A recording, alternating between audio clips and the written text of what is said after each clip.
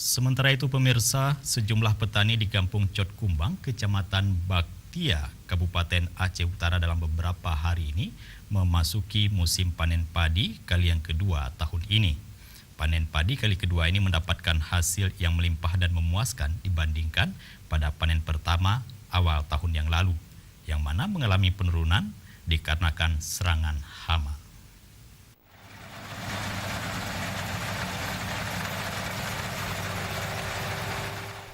Memasuki musim panen padi kali kedua di tahun ini di Kampung Cot Kumbang, Kecamatan Baktia, Kabupaten Aceh Utara, sejumlah petani Kampung Cot Kumbang mulai bersemangat memetik hasil padi mereka untuk kedua kalinya yang mengalami peningkatan hasilnya.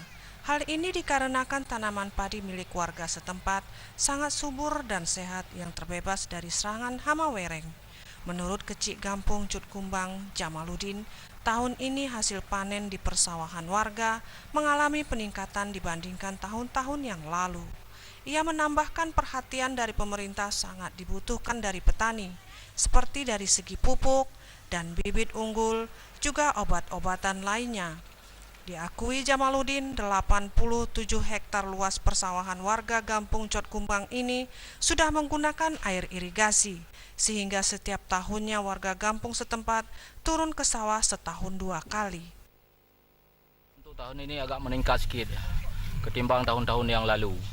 Tapi kami mohon kepada aparat pemerintah agar sudi kiranya membantu masyarakat kami di Kampung Cot Kumbang, Kecamatan Baktia, Kabupaten Aceh Utara.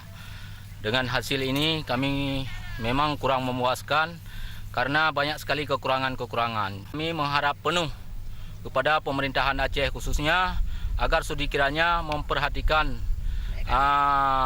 bibit unggul ataupun bibit yang lain supaya kami dapat menghasilkan panen yang lebih meningkat untuk ke depan kalinya.